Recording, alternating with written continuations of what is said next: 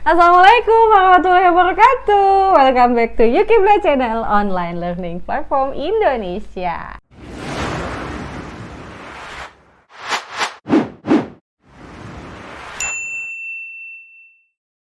Hai, ketemu lagi bareng saya Dini dan Saya Dini Sumaryanti. Duo Dini. Kali ini kita akan membahas mengenai milenial taat syariat. Karena banyak banget nih milenial yang muda-muda sekarang itu berkeliaran di media sosial, berbagai macam media sosial, ikut-ikutan apapun yang lagi hits saat ini. Bahaya banget nggak sih, Bu? Ya bahaya kalau yang diikutin bisa menyebabkan keburukan di tengah masyarakat. Bukan malah kebaikan. Ya bahaya. Bahaya banget. Karena banyak banget ya yang yang jadi pembahasan bukan cuma jadi pembahasan, ini jadi pemberitaan. Jadi pemberitaan di luar sana, masuk akun pemberitaan inilah, ada anak kena sindrom inilah gara-gara main medsos ini dan ini dan itu dan ini dan itu. Aduh, gimana sih itu ya, harusnya anak milenial itu harusnya belajar apa sih sebetulnya? Apa sih keilmuan yang harus sebetulnya diikutin? Apakah kan sekarang lagi hitsnya salah satu medsos itu ya, yang begini-begini gitu kan. TikTok ya? TikTok apa TikTok? Saya nggak tahu. Yang itulah ya pokoknya. Nah, ini gimana nih cara menyikapinya? Jadi sekarang tuh banyak sekali anak muda yang akhirnya mengasah keilmuan, keahliannya itu yang itu saya harus bilang itu kayak sia-sia banget deh gitu.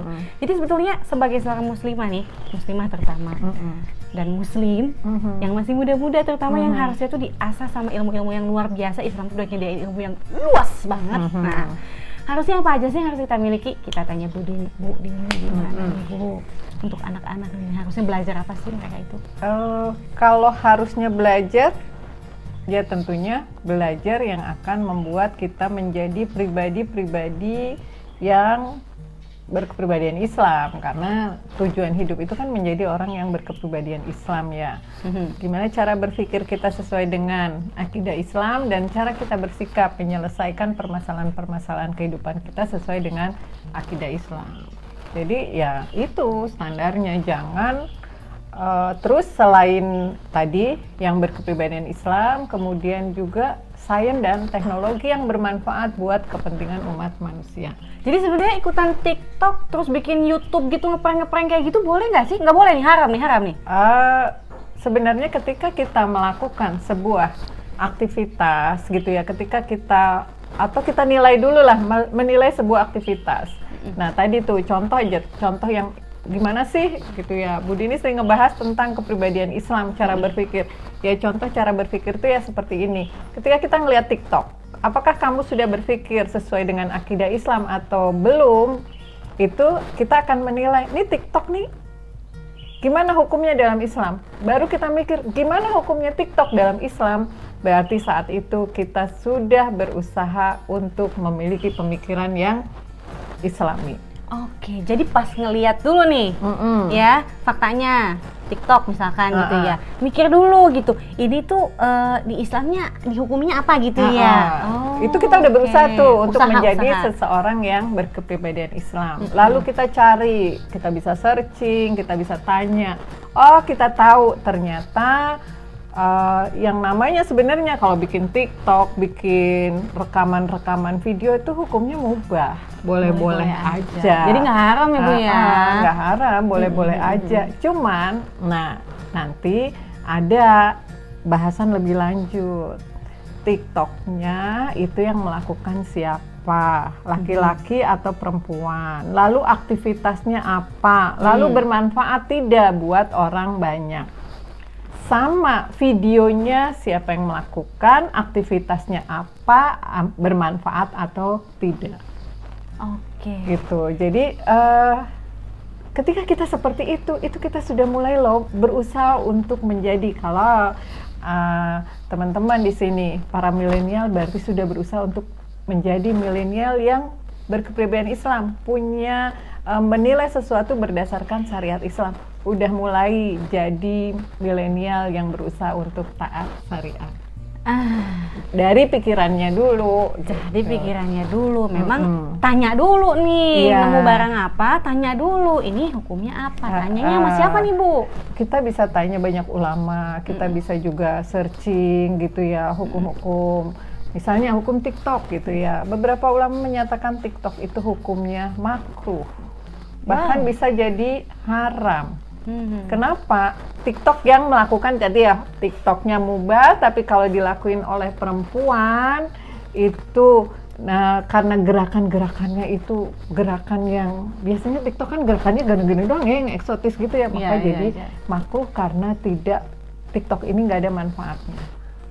Gitu. Bahkan bisa jadi haram kalau ada ya TikTok yang sampai terbuka auratnya. Mengundang-undang gitu gerakannya juga kan, laki-laki ngeliatnya jadi kayak gimana. Kalau tetap kalau auratnya masih tertutup tapi gerakannya kayak gitu itu makruh. Tapi kalau sampai auratnya terbuka jadi haram. Wow, ini menarik banget sih Bu, karena gini loh, banyak karena orang tuh sekarang mikirnya konten dan gimana caranya jadi atensi orang-orang. Terus viral. Jadi kadang-kadang dia suka ngikut-ngikut. Orang lagi musimnya ngeprank, orang lagi musimnya TikTok. Iya. Musimnya bikin apa tuh make up, apa tuh kemarin Lati itu ya kan? Lanti ya. Nanti apalah Lati itu, atau, ya. Lati itulah pokoknya ya. Kayak gitu ikut ini nih. Sedih banget jadinya. Ya, berarti ngeprank, kita harus cari tahu. Tadi ngevideoin orang ngeprank, videonya aja boleh mubah, boleh. Tapi ngeprank, apa hukumnya ngeprank gitu. Ya, menakuti saudaranya, mencemaskan saudaranya itu haram. Ngagetin aja kan nggak boleh ya Bu ya? Nggak boleh, apalagi sampai gitu ya. Akhirnya ada yang ditendangin sama yang di prank ya. Larinya ke sana gitu. Ya salahnya sendiri kenapa ngeprank. Gitu. Oke, Bu. Lalu si kepribadian Islam ini dibentuknya dari mana sih Bu? Kan milenial masih muda nih, namanya juga anak muda Bu. Sebenarnya kan kadang-kadang ngikut, ya cuma ngikut aja. Viral, ya demi eksistensi aja. Oh, nggak ngarep viral ya? Nggak ngarep, kayak cuma ya daripada gua gabut. Tahu nggak sih gabut? Gitulah. Nggak punya kerjaan. Nggak punya kerjaan gitu. Jadi dari mana harusnya akhirnya seorang muslimah, terutama yang remaja nih yang masih muda, itu dibentuknya dari mana? Iya, sebenarnya gabut itu juga bisa mendatangkan pahala. Bisa? Bisa. Asal perbuatannya tadi masuknya kategori sunnah atau wajib. Gitu, contohnya Bu? Contoh, gabut yang mendatangkan pahala. Kan gabut nih, nggak punya kerjaan kan ya, gabut tuh ya. Videoin. Aku bisa, anak tetangga saya, anak SD, itu sekalian belajar qiraati, karena dia harus setoran qiraati, sekalian aja dia rekam. Karena dia di situ sambil ngajarin kalau kok baca yang bener begini, ini gini, itu malah jadi wajib ngajarin. Itu gabut yang berpahala. Anak kecil loh, saya punya tetangga, jadi dia harus ngapalin, ya udah karena dia seneng bikin video sekalian ngajarin orang. Jadi kayak gitu-gitu sebenarnya bisa ya dibikin pahala ya. Aduh, seru banget nih. Terus untuk ngebentuk hal itu ya, kepribadian, berarti ini nggak cuma remaja doang dong? Iya, semua orang. Semua orang ya, nggak terbatas umur juga. Ini dari mana sih? Gimana cara membentuknya? Gimana cara membentuknya? Nomor satu, ya memastikan. Memastikan apa? Apa yang perlu dipastikan? Memastikan bahwa setiap amal perbuatan kita ini adalah terikat pada hukum syara. Artinya apa? Memastikan bahwa ketika kita mau berbuat, kita udah tahu dulu hukumnya. Maka ketika kita sudah tahu hukumnya, baru kita akan mana yang mau aku lakuin biar dapat pahala, biar nggak cuma gabut-gabut doang juga kan, itu kan juga modal. Coba bilang kagak modal gitu ya, emang nggak pakai kuota gitu ya, nggak pakai ngecas listrik, nah emang nggak seberapa sih, tapi kuota itu kan ada nilainya. Kita sudah mengeluarkan sesuatu, ada energi yang kita keluarkan. Kalau kita tahu hukumnya, maka kita akan menghindari yang haram dan makruh. Kita yang mubah mah aduh jarang-jarang aja, dan kita akan berusaha untuk setiap amalan kita itu pada kondisi yang sunnah dan wajib, sehingga semua amalan tuh nggak sia-sia. Gabut kita itu gabut yang berpahala. Wow. Jadi dimulai dari kenali hukumnya apa. Kenali dulu. Kenali hukumnya. Karena asal dari perbuatan itu adalah hukum syara. Al aslu fil af'ali ahkamus syar'i.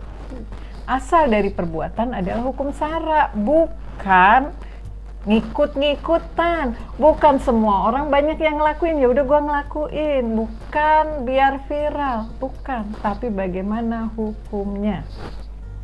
Oke, jadi bukan juga dari follow your heart. Asik. Apa sih follow your apa tuh? Oh, ikuti kata hatimu. Yes. Tuhannya hatinya. Hati-hati ya teman-teman ya, apalagi milenial ini yang pernyataan-pernyataan yang seperti itu bisa membahayakan milenial. Pernyataan-pernyataannya itu ya, ikuti kata hatimu. Padahal anak mudanya masih galau, masih labil.